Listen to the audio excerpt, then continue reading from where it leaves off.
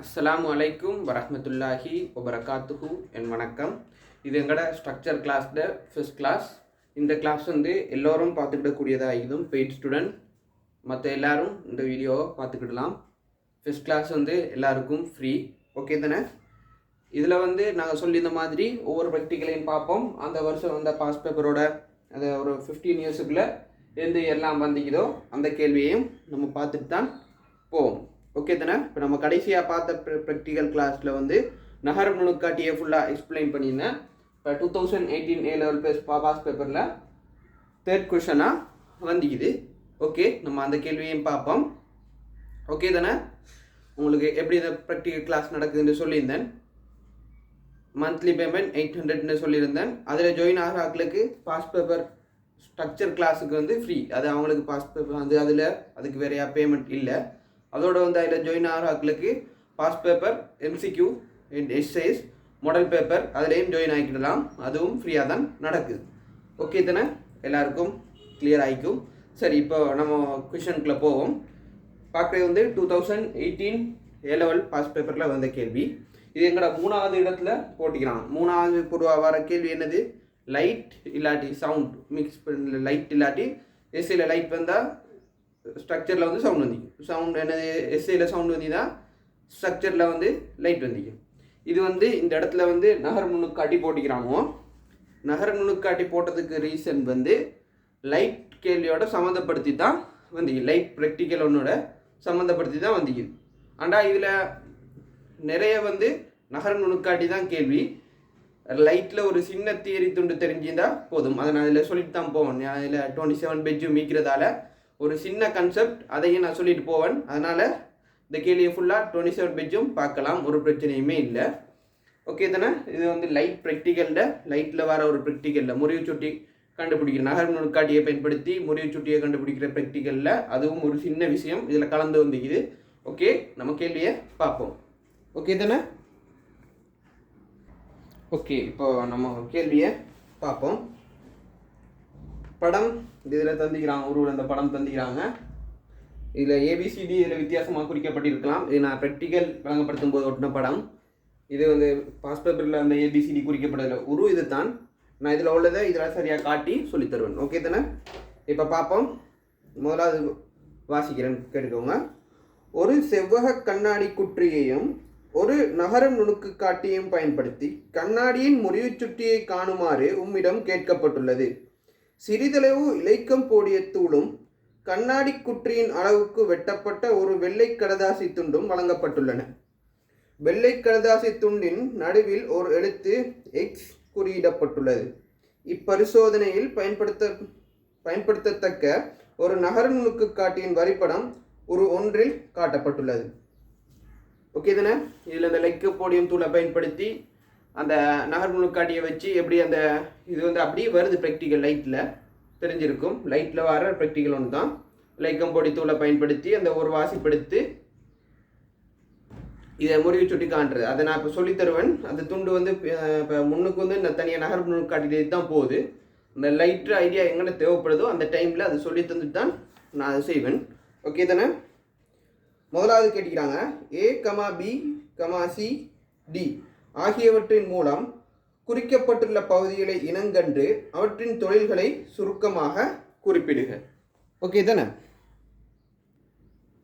Okay, இதில் வந்து அவங்க ஏன்னு சொல்லிக்கிறது வந்து இந்த படத்தில் வந்து நான் அந்த இதில் சிந்திக்கிற இடத்துல இதில் ஏன்னு சொல்லிக்கிறது இது A. B வந்து இந்த இது B. இதில் அடையாளங்கள் மாறி இருக்கிற பிரச்சனை இல்லை பாருங்கள். B. அதுக்கு பிறகு வந்து என்னத்தை கேட்குறாங்கன்னா சி இந்த இது ரெண்டும் தான் சி. இது ரெண்டும் தான் சி. அதுக்கப்புறம் டின்னு சொல்லிக்கிறது வந்து இந்த துண்டு இது டி. ஓகே, இப்போ ABCD என்னண்டு நம்ம இப்போ பார்ப்போம். மோலாய் சொன்னேன் நான் வந்து ABCD அது ஓகே பார்ப்போம். அதுதான் எங்களோட ஃபர்ஸ்ட் கொஸ்டின் A பார்ட்டில். A பார்ட் ABCD என்னண்டு கேட்டுக்கிறான். ABC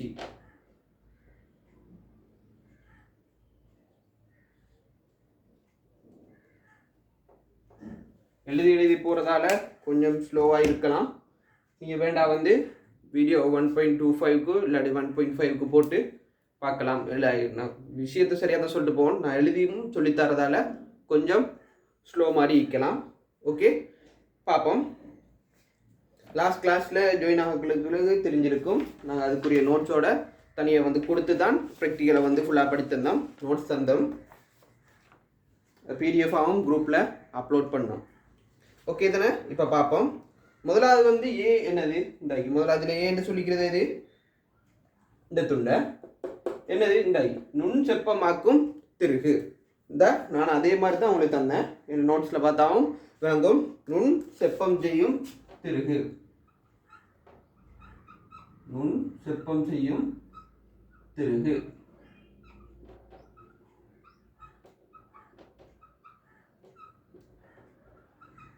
ஓகே, தொழிலுக்கு நான் தனியாக வாரேன். முதல்ல 4 விஷயங்களையும் பார்த்துக்கிடுவோம். அதுக்கப்புறம் வந்து பி.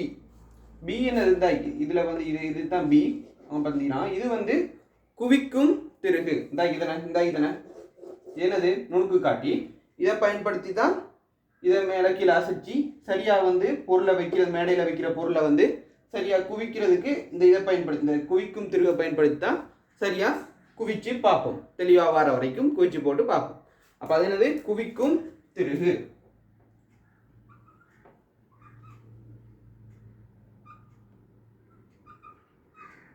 குவிக்கும் திருகு அல்லது நுணுக்கு காட்டியை செப்பம் செய்யும் திருகுன்னு சொல்லலாம். இதை வந்து குவிக்கும் திருகுன்னு சொல்லலாம், அல்லது நுணுக்கு காட்டியை செப்பம் செய்யும் திருகுன்றும் சொல்லலாம். ஓகே, வந்து அடுத்து வந்து சீண்டதை காட்டிக்கிறாங்க. வந்து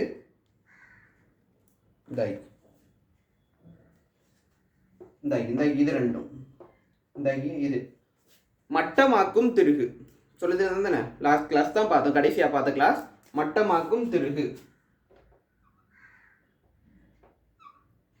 மட்டமாக்கும் திருகு எல்லாத்துக்கும் சொல்லிட்டு போக மாட்டேன், இந்த சுருக்கமாக வாரதை மட்டும் எழுதி விடுறேன். மற்றதெல்லாம் நான் வாயால் சொல்லுவேன், தேவையானாக்க நோட் பண்ணிக்கலாம்.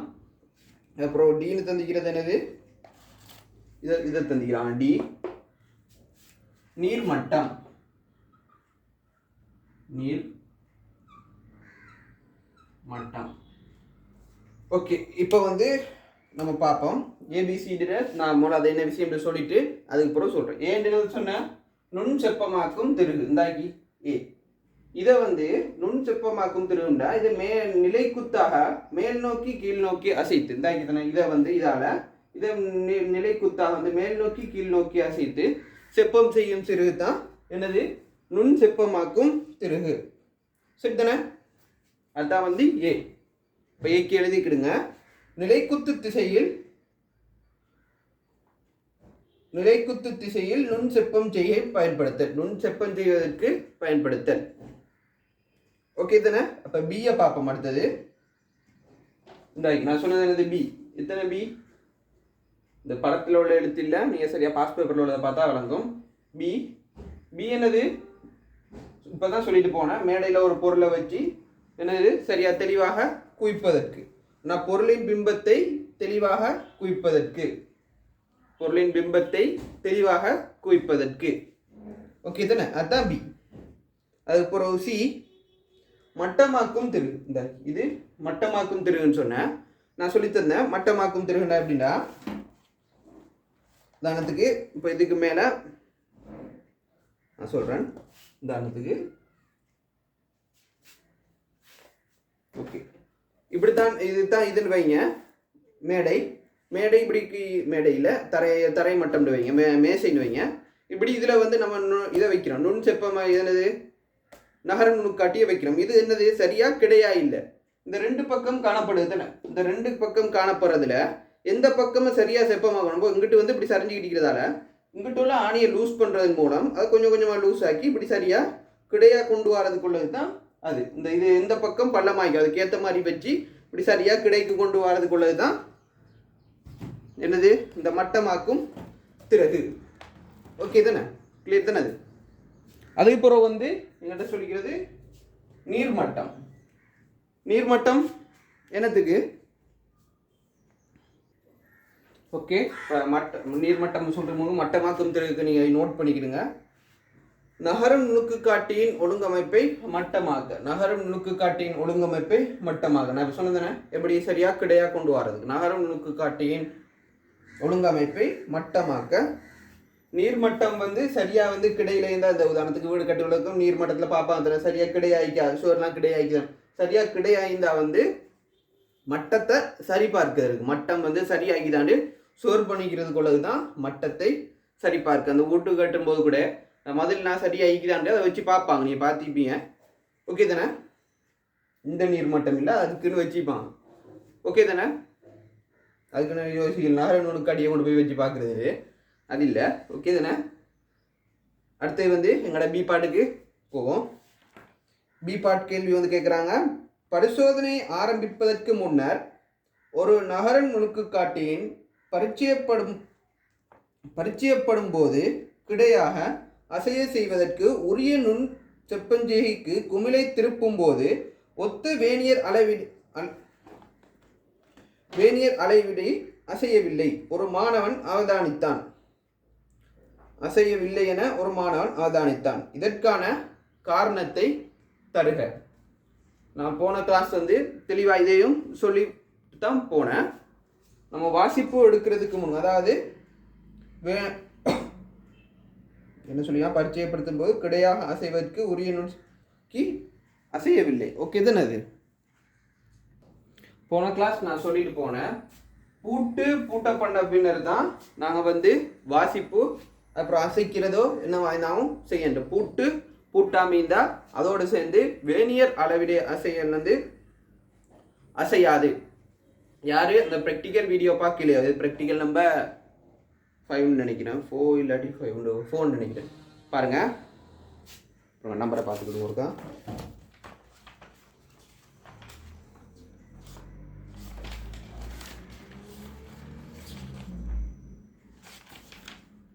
ப்ராக்டிக்கல் நம்பர் 4 தான். ப்ராக்டிக்கல் நம்பர் 4 நான் முன்னுக்கு வீடியோ அப்லோட் பண்ணிக்கிறேன். பார்க்காதாக்கா ப்ராக்டிக்கல் நம்பர் 4 வீடியோ வந்து ஃபுல்லாக நகர் நுணுக்காட்டியை வழங்கப்படுத்திக்கிறேன். அந்த வீடியோவை பார்த்துட்டு இதை பார்த்தா உங்களுக்கு யூஸ்ஃபுல்லாக இருக்கும். ஓகே தானே?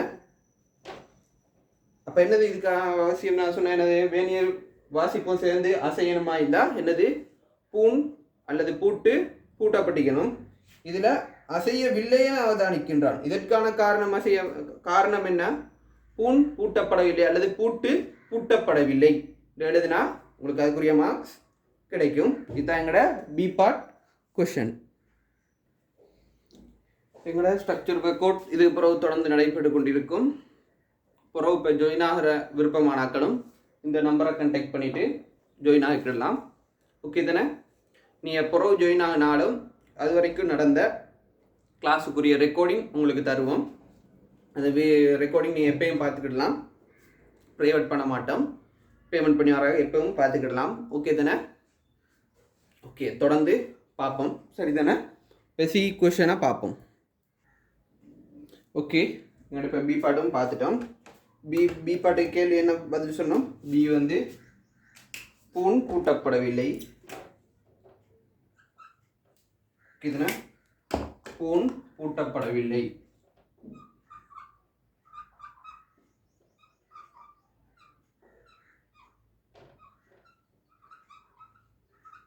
ஓகே, இப்போ எங்கட சி பார்ட் கொஷனை பார்ப்போம். ஒரு நகரம் நுணுக்கு காட்டியின் தலைமை அளவிடையினதும் வேனியர் அளவிடையினதும் ஓர் உருப்பெருத்த காட்டப்பட்டுள்ளது. இந்த நகரம் நுணுக்கு காட்டியின் இழிவெண்ணிக்கையை சென்டிமீட்டரில் காண்க. 2 மெத்தடில் காணலாம். தெரியுதுண்ணே, எத்தனை வேனியர், எத்தனை எம்டி, எத்தனை பிரதான அளவிடை, எத்தனை வேனியருக்கு சமப்படுத்தி அப்புறம் வேனியர் வாசிப்பை கண்டுபிடிச்சி அதை வந்து பிரதான வாசிப்புலேருந்து கழிச்சு விட்டு காணலாம். அல்லது வந்து நான் ஷார்ட் மெத்தடில் C7 1/n சமன்பாடு தெரியுதுன்னா 1/n அந்த சமன்பாட்டில் பிரதியிட்டும் காணலாம். பாருங்கள், அந்த படத்தை பார்த்தா உங்களுக்கு விளங்கும். பிரதான அளவிடைகள் வந்து அரையாக பிரிக்கப்படி அப்படின்னா 0.5. வேனியர் அளவிடை எத்தனை பிரிவுகள் தந்திக்கிறாங்க பாருங்கள், 10 20 கீழே கீழே பாருங்க 50 வரைக்கும் தந்திக்கலாம். அப்படின்னா 50 பிரிவுகள். இப்போ என்னது அரையின் கீழ் 50 அப்படின்னா வந்து 1 கீழ் 100 0.001 மில்லிமீட்டர். ஓகே தானே? சாரி 2 0 போட்டு 0.01 மில்லிமீட்டர் 0.01 மில்லிமீட்டர். இதுதான் எங்களோட சி பார்ட் கொஸ்டினுக்கான ஆன்சர். ஓகே தானே? எல்லாருக்கும் கிளியர் தானே? அடுத்த கேள்வியை பார்ப்போம். ஓகே சாரி இதில் ஒரு சின்ன படம் விடப்பட்டு ஏன்டா இதில் பாருங்கள் வாசிப்பில் அவங்க தந்திக்கிறது வந்து சென்டிமீட்டரில் தந்திக்கிறாங்க. 50 சென்டிமீட்டர் தானே? ஓகே 50 சென்டிமீட்டர்னு போட்டுட்டு இப்போ இது வந்து மில்லிமீட்டரில் கொடுத்துட்டேன். மேலே மில்லிமீட்டர் மேலே இதில் தானே கொடுக்கணும், இதில் சென்டிமீட்டர் தானே கொடுக்கணும். ஓகே தானே? இப்போ நான் வந்து மேலே என்ன வரும் 0.05 வரும். ஓகே தானே? 0.05 வரும். நீங்கள் பாருங்க ஒரு சென்டிமீட்டர் தான் 10 பிரிச்சதுக்குள்ள அதில் ஒன்று வந்து 2 பிரிஞ்சு பாருங்க 0.05 சென்டிமீட்டர் தான் வரும். பாருங்க ஒரு பிரிவு வந்து வந்துக்கிட்டே வந்து 0.05 சென்டிமீட்டர் வரும். 10 பிரித்து ஒரு பிரிவும் 2 பிரிக்கப்பட்டி. அப்போ ஓகே தானே? அப்போ அப்படி பார்க்கும்போது 50 மேல் இது தேவையில்லை. பாருங்க பாருங்க அப்படின்னா இப்போ வரும் இது எப்படி 1 கீழ் 1000 வரும். 1 கீழ் 1000 வரும். அப்படின்னா 0.001 சென்டிமீட்டர்னு வருப்பா. சரிதானே? இதாங்கட இப்போ வாசிப்பு சி பார்ட்க்கு உள்ள வாசிப்பு இதான். ஓகே அப்புறம் நாங்கள் இப்போ பார்க்குறது டி பார்ட். படம் கீறதில்லை தேவையில்லை தானே? அது உங்களுக்கு விளங்குன்னு நினைக்கிறேன். அந்த அடுத்தது எஃப் கேள்வியில் வாசிப்பு வருது அதில் நான் விளங்கப்படுத்துகிறேன் தெளிவாக. சி பார்ட்டில் உள்ள படம் கீரையில் அது உங்களுக்கு தெளிவாக விளங்கும். பாஸ் பேப்பரோட பார்க்கும்போது தெளிவாக விளங்கும். அப்புறம் எஃப் பார்ட்டில் வர கேள்வியை கீறி வாசிப்படுகிறத சொல்கிறேன். ஓகே தானே?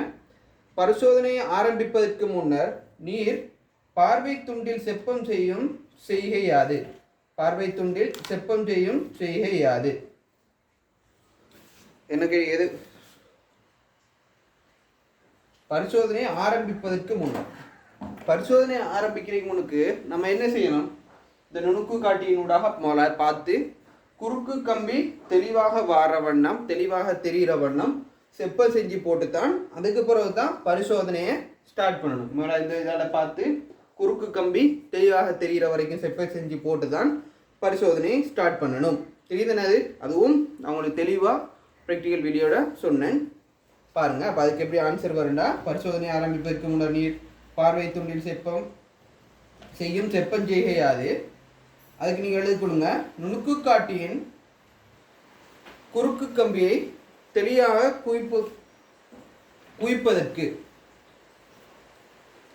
நுணுக்கு காட்டியின் குறுக்கு கம்பியை தெளிவாக குவிப்பதற்கு இல்லாட்டி குவிக்க வேண்டும்.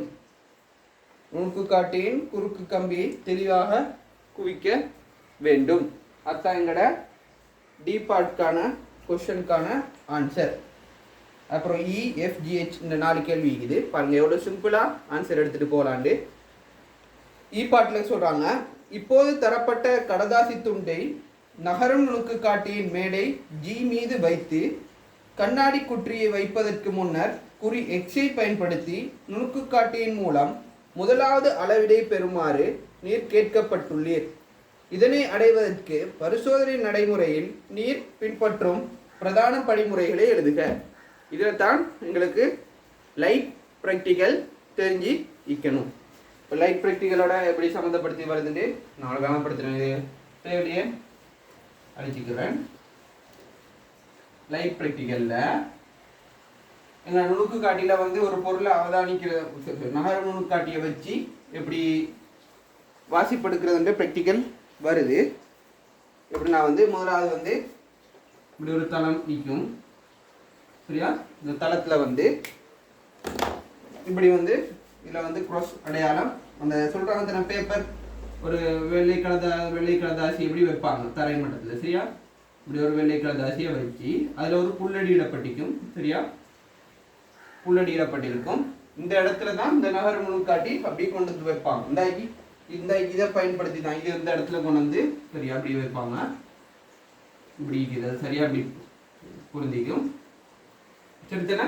இது துண்டு அப்படி ஈக்கிற டைம்ல இதை பயன்படுத்தி மேலே இந்த சைக்கிளோட இதை பயன்படுத்தி சரியா முதலாவது செப்பம் செஞ்சு சரியா வந்து தெளிவாக வாசிப்பு வர வண்ணம் முதலாவது வந்து இந்த எக்ஸ்குறினா வெள்ளை பேப்பர், வெறும் பேப்பரில் இப்படி வச்சு வாசிப்பு எடுப்பாங்க. இந்த குறியிடப்பட்ட இடத்துல தெளிவான வாசிப்பு எடுப்பாங்க. அப்படின்னா என்னது, தரை மட்டத்தில் இந்த எக்ஸிக்கும் போது என்ன வாசிப்புன்னு எடுப்பாங்க. ஓகே தானே?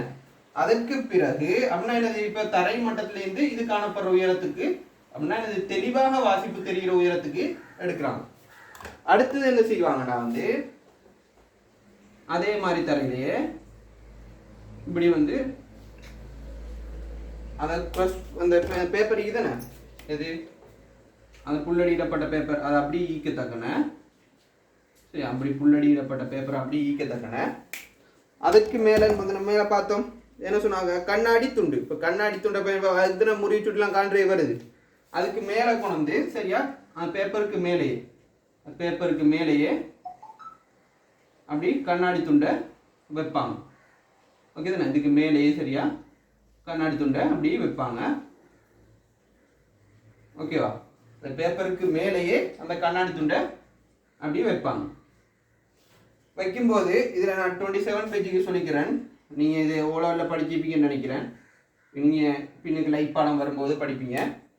ஒரு ஐதான ஊடகத்துல ஒரு அடர்ந்த ஊடகத்துக்குள்ள பார்க்கும்போது நம்ம ஈக்கிற இடத்த விட கொஞ்சம் உயரமான இடத்துல வந்து அந்த குறி தென்படுன்னு சொல்கிறோம். அப்போ இங்கே ஈக்கிறது வந்து கொஞ்சம் மேலே எழும்பி இந்த இடத்துல ஈக்கிறது போல தெரிகிற மாதிரி ஈக்கும். இந்த கண்ணாடி குற்றியின் ஊடாக மேலே இருந்து பார்க்கும்போது கொஞ்சம் மேலே உயர்ந்த மாதிரி தானே ஈக்கும். உதாரணத்துக்கு நீங்கள் தண்ணிக்குள்ளே கூட ஒரு மீனை பார்க்கும்போது ஒரு ஐதான ஊடகத்து இந்த அடர்ந்த ஊடகத்துக்கு பார்க்கும்போது உங்களுக்கு வந்து விளங்கும்.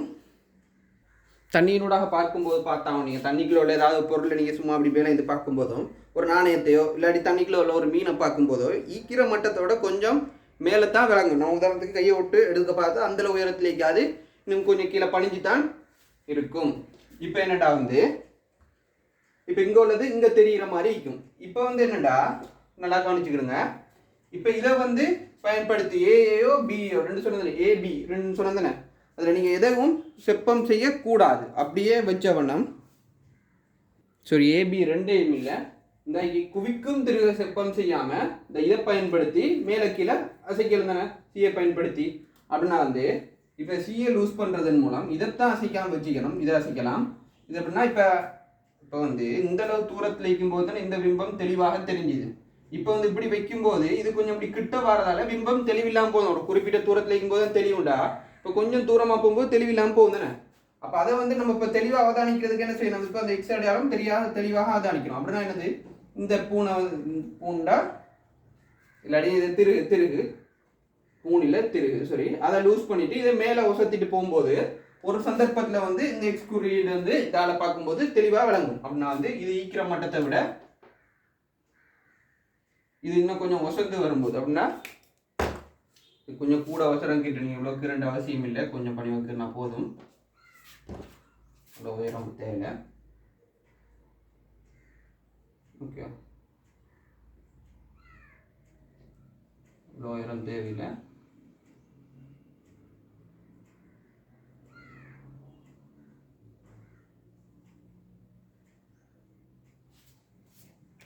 ஓகே தானே? ஓகே தானே? இப்போ வந்து இப்போ தெளிவாக தெரியண்டா வந்து இப்போ நுணுக்கு காட்டி இன்னும் கொஞ்சம் மேலே உசத்தணும். இப்போ என்னது நுண்செப்பம் வந்து இதை பயன்படுத்தி மேலே உசத்தணும். அப்படின்னா வந்து இந்த மட்டம் மேலே உசந்து கொஞ்சம் உயரம் வரும். நான் வந்து உதாரணத்துக்கு நான் சொல்கிறேன், இதோட இந்த மட்டத்தோட கொஞ்சம் உயருதுன்னு வைப்போம். சரியா? இப்போ வந்து வாசிப்பு இந்த மட்டத்துலேருந்து எடுக்கிறோம். இந்த இதை பயன்படுத்தி ஒன்றும் செப்பம் செஞ்சிக்க மாட்டோம். நிலை குத்தாக செப்பம் செய்கிறத பயன்படுத்தி தான் எடுத்துக்கலாம். இப்போ இந்தளவு உயர்ந்துக்கிட்டன. இப்போ வந்து இந்த எக்ஸ்ன்ற குறியீடு தெளிவாக விளங்கும். சரிதானே? எக்ஸ்ன்ற குறியீடான இப்போ ஒரு குறிப்பிட்ட அளவு தானே உயர்ந்திக்க போகுது. நுணுக்கு இந்த இந்தாக்கி இந்த கண்ணாடி குற்றியினூடாக பார்க்கும்போது தரை மட்டத்தில் விளங்காது, கொஞ்சம் உயர்ந்த வண்ணம் விளங்கும். தெரியுது. இப்போ நான் சொன்னது அடர்ந்த ஊட ஐதான ஊடகத்துலேருந்து அடர்ந்த ஊடகத்துக்கு பார்த்தா கொஞ்சம் மேலே விளங்குற மாதிரி, இப்போ கொஞ்சம் மேலே விளங்குன மாதிரி தெரிஞ்சிருக்கும். அடுத்ததான் நம்ம என்ன செய்யறதுண்டா, அதே இதில் வந்து இது போடப்பட்டது அந்த அப்படி தான் இருக்கும், உள்ள போடப்பட்டது அப்படி இருக்கும், அந்த இப்படி நடுவில் க்ரோஸ் அடையாளம் அப்படி இருக்கும். அதுக்கு மேலே வந்து என்னது புக்ஸும் அப்படி இருக்கும். ஓகே தானே, புக்ஸும் அப்படி இருக்கும். அதுக்கு மேலே என்ன செய்யறதுனா வந்து லைக்கம் போடிய தூள்னு ஒன்று சொல்கிறது தானே. லைக்கம் போடிய தூளை வந்து இந்த மேல் பரப்பில் அப்படி பரப்புறது, இந்த பரப்பில் மேல் பரப்பில் இந்த மேல் துண்டில் வந்து இப்படி ஃபுல்லாக பரப்புறது லைக்கம் போடிய தூளை. அது ஏன் இப்படி பரப்புறதுனா, இது வந்து நான் இன்னொருக்கா வந்து லைட் ப்ராக்டிக்கல் பண்ணி தரும்போதும் தெளிவாக சொல்லி தருவேன். இந்த மேல் பரப்பில் பரப்பிட்டு இப்போ வந்து நுணுக்கு காட்டியை பயன்படுத்தி அவதானிக்கிறது. அது ஏண்டா வந்து இப்போ இது நுணுக்கு இது கண்ணாடி குற்றியினூடாக பார்க்கும்போது தான் இந்த இடத்துல விளங்கிச்சு. ஓகே தானே. இப்போ வந்து இந்த மேற்பரப்பை அப்படி லைக்கம் போடிய தூள்னா நீங்கள் பவுடர் தூள் மாதிரி நினச்சிக்கலாம், பவுடர் அதை போட்டு இப்படி மறைச்சா இப்போ வந்து அந்த கண்ணாடி இப்போ நுணுக்கு காட்டியினூடாக பார்க்கும்போது விளங்குறது என்னது, இந்த வெளி மேற்பரப்பு தானே விளங்கும். இங்கே உள்ளது விளங்காய் தானே. இப்போ வந்து இந்த மேற்பரப்பு தான் விளங்க போகுது. தெளிவு தானே இருக்கும். ஓகே, இப்போ இந்த மேற்பரப்பு விளங்கும். இப்போ வந்து நாங்கள் நுணுக்கு காட்டியினூடாக மேலே வச்சு செங்குத்தா வந்து இப்போ வந்து எடுக்கிறோம். இப்போ வந்து அதே மாதிரி ஒசத்தணும். இது இன்னும் ஒசந்திங்க. ஏன்னா இப்போ இந்த மேற்பரப்பு இப்போ தெளிவாக அவதானிக்க வேண்டிய மேற்பரப்பு இது, இந்த லைக்கம் பொடிய தூள் போட்டோம் அந்த மேற்பரப்பு தெளிவாக அவதானிக்கப்பட வேண்டும். அப்போ வந்து இந்த ஒசரத்தோட இன்னும் கொஞ்சம் ஒசத்திக்கும். அப்போ தான் இந்த மேற்பரப்பு தெளிவாக விளங்கும்.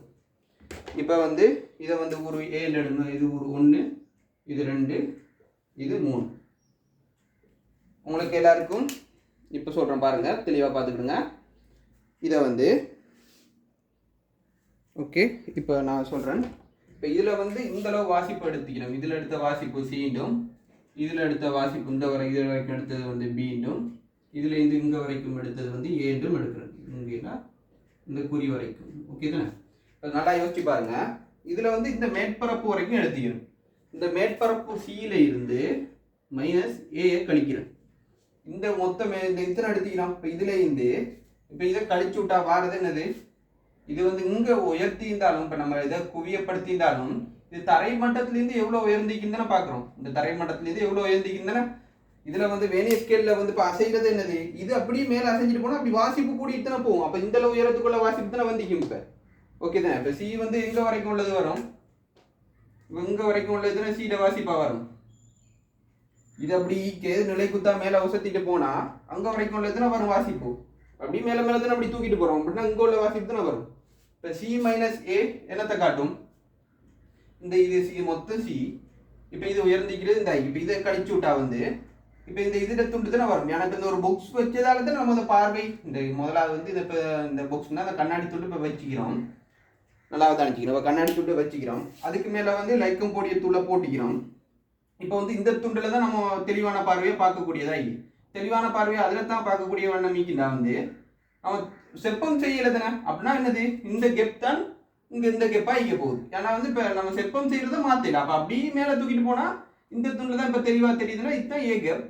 மொத்தமாக சீண்டா இப்போ C - a என்னது, C - a என்னது இந்த கண்ணாடி துண்டோட உண்மை ஆழமாக இருக்கும். கண்ணாடி துண்டின் உண்மை. ஏன்னா இப்போ நம்ம செப்பமாக்குறத மாற்ற எழுதுன குமிழை பயன்படுத்தி செப்பமாக்குறத மாற்ற எழுதுன அப்படின்னா என்னது, இது மாற போகிறது இல்லை.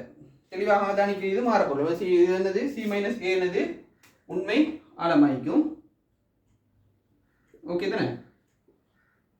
27 பேஜி கொஞ்சம் விளங்காமல் இருக்கலாம், இது தனி ஒரு ப்ராக்டிக்கலாக சொல்கிறேன் அப்போ வரும்போது. இப்போ C - a அடுத்தது வந்து C - b மொத்தம் C. இப்போ இதுலேருந்து இதை கழிச்சு விட்டா வந்து என்னது தோற்ற ஆழம் வரும். அப்படின்னா என்னது, இதில் மொத்தத்துலேருந்து இப்போ இதை கழிச்சு விட்டா வந்து இப்போ உங்களுக்கு வரப்போகிறது என்னது, தோற்ற ஆழம் வரும். தெளிவாக பாருங்கள். இது வரைக்கும் C, அதுக்கப்புறம் B வரைக்கும் எடுத்துக்கிற வாசிப்பை கழிச்சு விட்றோம். C - b C - b கழிச்சா வந்து தோற்ற ஆழம். ஓகே தானே. ஓகே, நீங்கள் எவ்வளோ படிச்சிருக்கலாம். முறிவு சுட்டி காண்றதுக்கு வந்து ஒரு சமன்பாடுக்கு n = T/v. அப்படின்னா என்னது, உண்மை ஆழத்தின் கீழ் தோற்ற ஆழம் முறிவு சுட்டியாக ஆயிடும். உண்மை ஆழத்தின் கீழ் தோற்ற ஆழம். இப்போ உண்மை ஆழத்தை கண்டுபிடிச்சோம், இந்த இதுலேருந்து இதை கழிச்சு உண்மை ஆழம். இப்போ மொத்தத்துலேருந்து இப்போ தோற்ற ஆழம்னா என்னது, இப்போ தோற்றம் இப்போ உரு எங்கே விளங்குதுன்னு சொன்ன, எங்கே இருக்கிற உரு இங்கே விளங்குது. அப்போ மொத்தத்துலேருந்து இதை கழிச்சு விட்டா அப்போ எந்த அளவு தோற்றத்தில் விளங்குதுன்னு வருது தானே. சரியா வந்து வாசிப்பை பார்த்தீங்கன்னா விளங்கும். இப்போ தோற்ற ஆழம் வரும். இப்போ இந்த வாசிப்பு இப்போ இதை பயன்படுத்தி வாசிப்பு எடுக்கலாம் தானே. வாசிப்பு எடுத்து சியிலேருந்து ஏ கழிச்சு அப்புறம் சி மைனஸ் பியை கழிச்சு வர பெருமானத்தை இதில் பிரதிக்கிட்டா என் வாசிப்பு வரும். கிளியர் தானே, விளங்கிக்குன்னு நினைக்கிறேன். ஓகே ஓகே தெளிவுன்னு நினைக்கிறேன். இப்போ அடுத்து அவங்க கேட்ட கேள்விக்கு இப்போ கேள்வியை நீங்கள் வாசித்து பார்த்தா விளங்கும். எனது நுக்காட்டியை வச்சு அந்த எக்ஸ்குரியை வச்சு வாசிப்பு எடுக்கிறதுக்கு வந்து இப்போது தரப்பட்டுள்ள கடதாசி துண்டை நகர நுணுக்கு காட்டியின் மேடை ஜி மீது வைத்து கண்ணாடி குற்றியை வைப்பதற்கு முன்னர் எக்ஸை பயன்படுத்தி நுணுக்கு காட்டியின் மூலம் முதலாவது அளவீடை பெறுமாறு நீர் கேட்கப்பட்டுள்ளீர். இதனை அடைவதற்கு பரிசோதனை முறையில் நீர் பின்வரும் படிமுறைகள் என்னது? முதலாவது வந்து என்ன செய்யணும், பூட்ட தளர்த்தி இதெல்லாம் வைக்கிறீங்க முன்னாடி எந்த ஸ்டெப்லேருந்து கேட்கலாம். முதல்ல பூட்ட தளர்த்தணும், தளர்த்தி போட்டு எக்ஸை வந்து சரியாக தெளிவுபடுத்தணும். எக்ஸை சரியாக வித்தினூடாக பார்த்த வண்ணம், பார்வை துண்டினூடாக பார்த்த வண்ணம், தெளிவாக பார்த்த வண்ணம் பார்த்து போட்டு சரியாக தெளிவாக வரும்போது அது பிறகு திருப்பி பூட்டணும். அதுக்கு பிறகு வந்து ஏபியில் செப்பம் செய்யும் திருகுமில பயன்படுத்தி அதுக்கு பிறகு தான் செப்பம் செய்யணும். ஓகே, நான் சொல்லிக்கிறேன், தேவையானாக்க எழுதிக்கிறேங்க. நுணுக்கு காட்டியின் பூட்டை தளர்த்தல், அதுக்கப்புறம் வந்து நுணுக்கு காட்டியின் தொகுதியின் எக்ஸின் ஒரு தெளிவான பிம்பம் தெரியும் வரை செப்பம் செய்ய வேண்டும். நுணுக்கு காட்டியின் தொகுதியை எக்ஸின் ஒரு தெளிவான பிம்பம் தெரியும் வரை செப்பம் செய்ய வேண்டும். அப்புறம் பூட்டல் வேண்டும். ஒரு தெளிவான பிம்பத்தை குவிப்பதற்கு A, B திருகுகளை பயன்படுத்த வேண்டும். ஓகே தானே, இதாங்கட அந்த கேள்விக்கான ஆன்சர். ஓகே, உங்களோட இப்போ பார்ட் முடிஞ்சு அடுத்த எஃப் பார்ட். மேலே குறிப்பிடப்பட்டுள்ள அளவிடை ஒத்த தலைமை அளவிடையினதும் வேனியர் அளவிடையினதும் உரிய அமைப்புகள் கீழே தரப்பட்டுள்ளன. அளவிடைக்கேற்ப ஒத்த வாசிப்பை சென்டிமீட்டரில் எழுதுக. ஓகே பாருங்க, இதில் என்ன நீங்கள் பார்க்கண்டா வந்து முதலாவது வந்து தெளிவாக பாருங்கள்.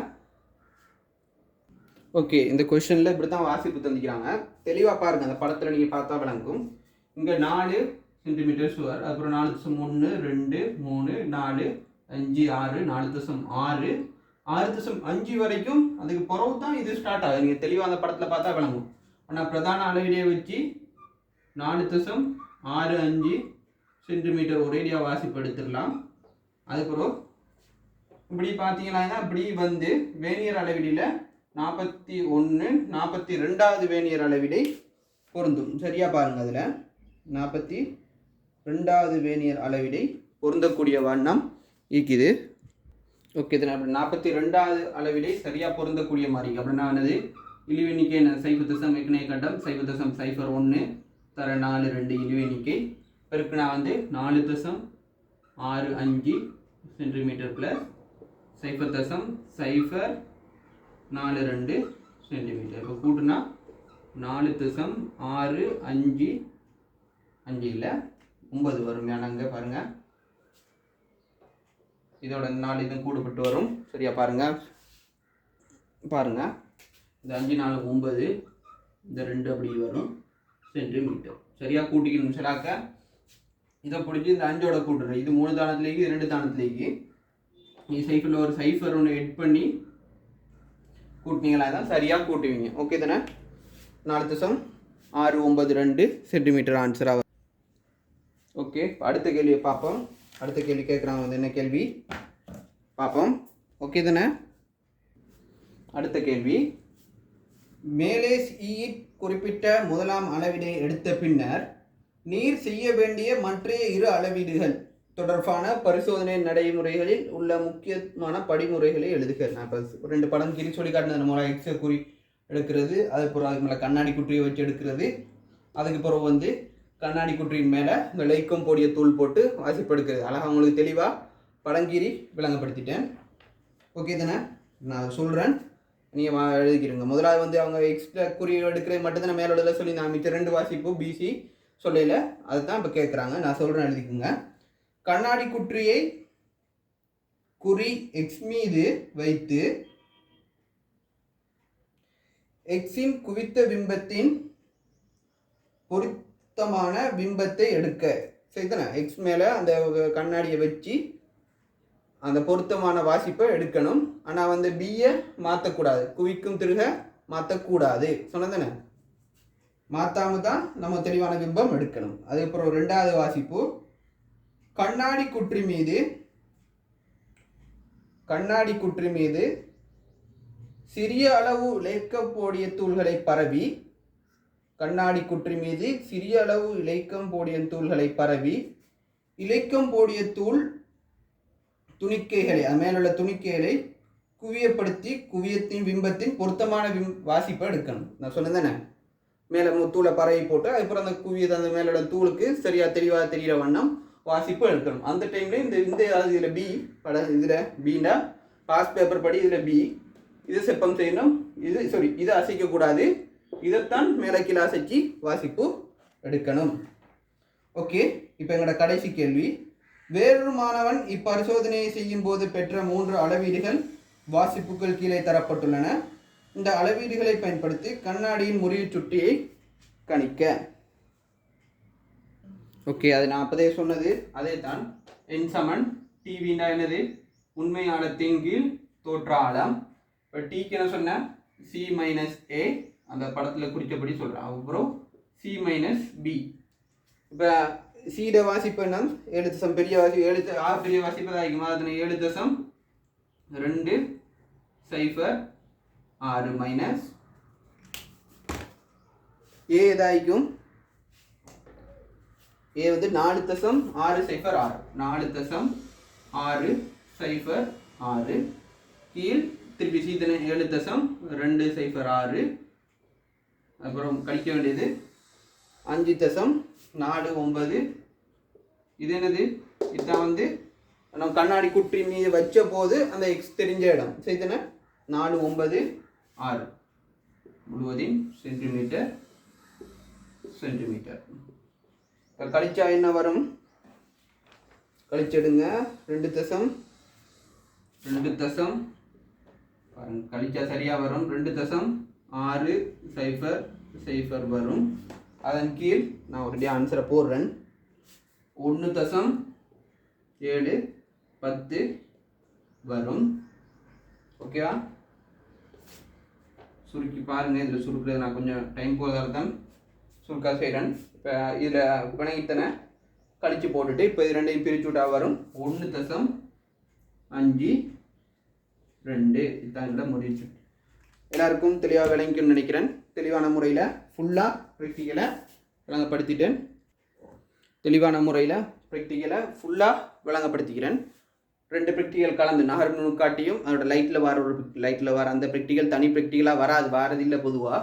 அது ஒரு சின்ன ஒரு ப்ராக்டிக்கல் அப்படி கலந்து தந்திக்கிறாங்க பாருங்கள். 2 ப்ராக்டிக்கலையும் உங்களுக்கு இதுக்குள்ளே தெளிவாக விளங்குற வண்ணம் விளங்கப்படுத்திக்கிறேன். கட்டாயம் ஜாயின் பண்ண விரும்புகிறாக்க ஃபர்ஸ்ட் கிளாஸ் எல்லாருக்கும் ஃப்ரீன்னு சொன்னேன். இதுக்கப்புறம் அந்த பே பண்ண ஸ்டூடெண்ட்ஸுக்கு தொடர்ந்து நடைபெறும். இந்த நம்பர் விருப்பமானாக்க கான்டாக்ட் பண்ணி கேட்டுக்கிடுங்க. ஃபஸ்ட் பேப்பர் கொஷனோடையும் போகும் சொன்னதானே. அதோட வந்து 40 ப்ராக்டிக்கலுக்கு அந்த ப்ராக்டிக்கல் எல்லாத்தையும் விளங்கப்படுத்துவோம். அதோட MCQ கொஷின்ஸ், பாஸ்ட் பேப்பர், அப்புறம் மாடல் பேப்பர், அதுக்கப்புறம் FWC மொரட்டோ எல்லாம் போகும். ஓகே தானே? எல்லாருக்கும் தெளிவாக விளங்கின்னு நினைக்கிறேன். பார்த்துட்டு உங்களோட ஃபீட்பேக்கை கமெண்ட்டில் போடும்.